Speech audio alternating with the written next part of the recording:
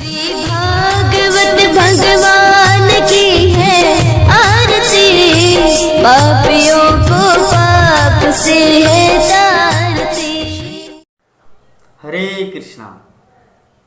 आप सभी भक्तों का श्रीमद् भागवतम के सत्र में हार्दिक अभिनंदन और सुस्वागतम। आज का हमारा विषय है श्रीमद् भागवतम के तृतीय स्कंद का पहला अध्याय।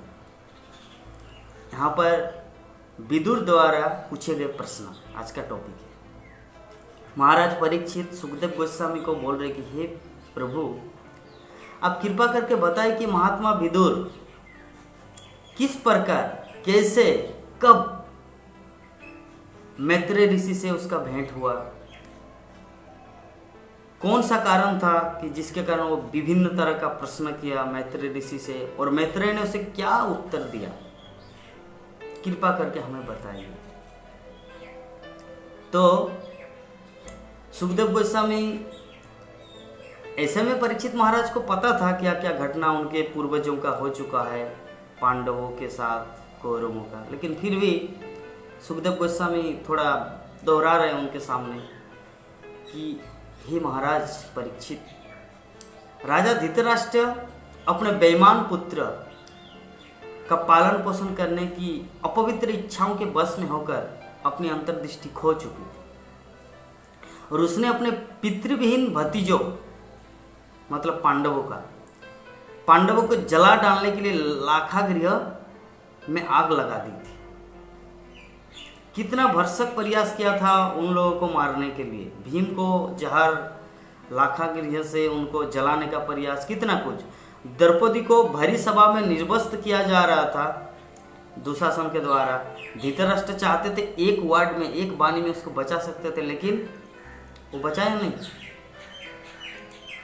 उसके बाद 13 वर्ष तक, 12 वर्ष वनवास, 1 वर्ष अज्ञातवास काटने के बाद युधिष्ठिर, 5 पांडव सहित सभी आ गए अपने राज्य में, हस्तिनापुर में, लेकिन धृतराष्ट्र उनको राज्य देने से मना कर दिया। तो कितना कुछ अन्याय किया था पांडवों के प्रति धृतराष्ट्र, सभी अपने 100 पुत्रों को लेकर। एक्चुअली धृतराष्ट्र को उनका पुत्र दुर्योधन जैसा चाहते थे, धृतराष्ट्र ऐसा करते थे। तो जो भी है, लेकिन अल्टीमेटली दोस्त तो धृतराष्ट्र का है ना। धृतराष्ट्र राजा है, राजा को पुत्र मोह में नहीं पड़ना चाहिए, वो राज्य को देखकर, प्रजा को देखकर शासन करना है, लेकिन वो ऐसा नहीं किया। वो पुत्र मोह में पड़कर कितना सारा बड़ा बड़ा अपराध किया था। महात्मा विदुर ने धृतराष्ट्र से कहा कि हे महाराज, अब यथोचित जितना जिसका उचित है पांडवों को उनका भाग लौटा दीजिए, उनके राज्य का जितना भाग होना चाहिए वो आप लौटा दीजिए। लेकिन विदुर की एक भी बात धृतराष्ट्र माने नहीं, एक भी बात नहीं माना। कितना कुछ उनको समझाया, विभिन्न तरीके से समझाया, भीष्मदेव तक समझाया कि जब बांस में, उदाहरण दिया कि जिस बांस के झुंड में फूल आ गया तो समझो कि उस बांस का विनाश होने का वक्त आ गया। तो उसी तरह इस कुरु वंश में दुर्योधन वो फूल की तरह है, बांस के फूल की तरह। वो पूरे कलंक, ये पूरे कुरु वंश को मिटा के रह जाएगा। ये भीष्म पितामह बार बार समझाया था धृतराष्ट्र को, विदुर ने बार बार समझा दिया था धृतराष्ट्र को, लेकिन धृतराष्ट्र एक भी बात नहीं माना।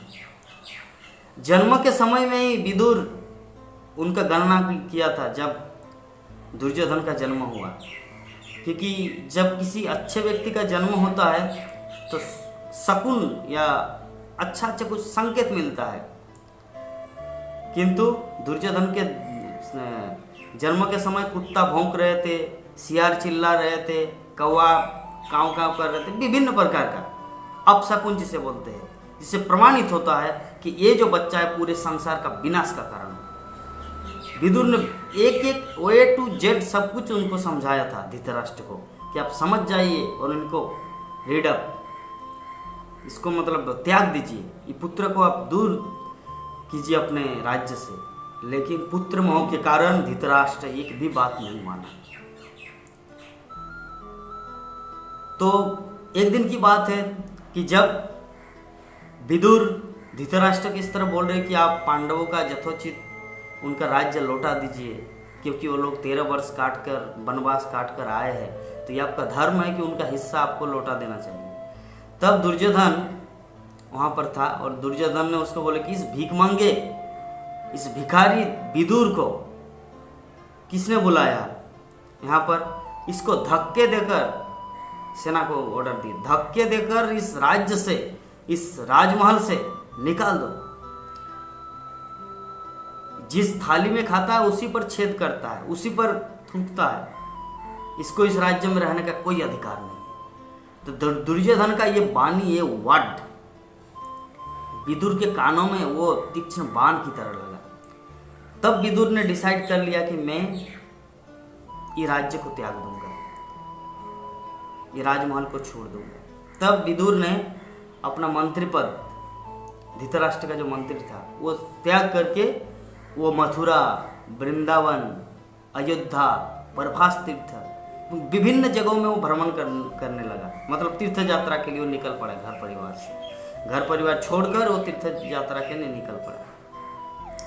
तो ऐसे ही प्रभास तीर्थ के बाद वो सरस्वती नदी की तट पर, मतलब वो पश्चिमी ओर की ओर बढ़ा, तो उनके साथ विदुर का उद्धव के साथ भेंट हुआ।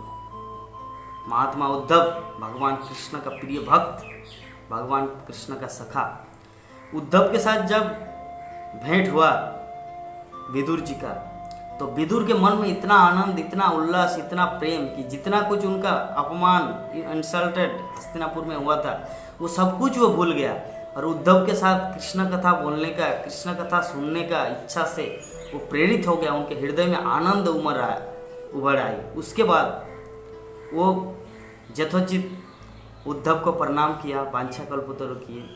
उसके बाद बोले कि हे उद्धव, हे कृष्ण के प्रिय सखा, हे यदुकुल नंदन, हे प्रभु, आप मुझे बताइए कि भगवान श्री कृष्ण कैसे हैं, उनके माता पिता देवकी वसुदेव कैसे हैं, उनके नाना उग्रसेन कैसे हैं, उनका भाई बलराम, उनकी पत्नियां रुक्मिणी, सत्यभामा, बाकी सब 16,108 रानी और राज्य के जितने सारे नागरिक, क्या वो सब कुशल मंगल तो हैं? कृपा करके आप हमें बताइए। और ये भी बताइए कि हस्तिनापुर में कुंती देवी, कुंती, पांचों पांडव, अर्जुन, दुर्योधन, धृतराष्ट्र और बाकी सब, वो लोग कैसे हैं? एक्चुअली विदुर ये प्रश्न क्यों कर रहा है? विदुर एक्चुअली विभिन्न जगह में घूमते घूमते, ऐसा नहीं कि कल वो घर छोड़ा और परसों को उद्धव के साथ भेंट हुआ। उस समय मोबाइल का जमाना नहीं था, व्हाट्सएप चैट नहीं होता था, इंटरनेट में न्यूज नहीं आता था कि कहाँ पर क्या हो रहा है। तो विदुर कब घर छोड़े, आपका कहाँ कहाँ भ्रमण किया? वृंदावन, मथुरा, अयोध्या, प्रभास तीर्थ, द्वारिकापुरी, विभिन्न जगह भ्रमण किया तीर्थ यात्रा के दौरान। उसके बाद प्रभास तीर्थ, जब सरस्वती नदी की तट पर वो उद्धव से मिले, तब ये जिज्ञासा की कि उद्धव राज्य में रहता है, अपने द्वारका में, इसीलिए उनको पता होगा कहाँ पर क्या क्या राज्य देश में हो रहा है, क्या क्या हो रहा है। लेकिन उनको तो पता नहीं, क्योंकि वो तो तीर्थ यात्रा के लिए निकल पड़े, ना अखबार लेते हैं ना न्यूज़ सुनते हैं। लेकिन उद्धव तो राज्य में, मतलब उनको सब तरह का खबर है, इसके कारण वो विभिन्न तरह का जिज्ञासा किया। वो अपने कृष्ण संबंधित द्वारका की बात भी सुना कि वहाँ पर क्या क्या हुआ, क्या क्या हो रहा है, और हस्तिनापुर का क्या खबर है, वहाँ पर क्या क्या हो रहा है। तो अतः हे मित्र, हे उद्धव, आप उन भगवान श्री कृष्ण की महिमा का कीर्तन कीजिए जो तीर्थ स्थानों में महिमान्वित किए जाने के निमित्त है। तीर्थ स्थानों को भी वो अजन्मा होकर भी ब्रह्मांड के सभी भागों के शरणागत शासकों पर अपनी अहितों की कृपा प्रदर्शित करते हैं, जो जदुओं के वंश में प्रकट हुए। ये कितनी सौभाग्य की बात है। ये विदुर उद्धव को प्रश्न कर रहे हैं कि कितनी सौभाग्य की बात है कि जदु कुल में भगवान श्री कृष्ण का प्रादुर्भाव हुआ। तो आप उन भगवान की महिमा, उनकी कीर्तन, उनकी जीवन लीलाएं, उनके विभिन्न कार्यकलाप का वर्णन कीजिए, जो कार्यकलाप के श्रवण मात्र से तीर्थ भी पवित्र हो जाते हैं। तो हे उद्धव, हे मेरे प्रिय मित्र, अपनी हेतु की कृपावश मुझे इस समस्त भगवान की लीला कथाओं को मेरे सामने प्रस्तुत करें। तो ये था आज हमारा विषय, विदुर द्वारा पूछे गए प्रश्न। कल इसका हम लोग जवाब लाएंगे दूसरे अध्याय में।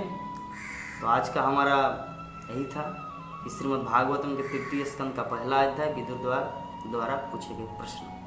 कल तक के लिए आप सबसे विदा चाहते हैं। हरे कृष्ण।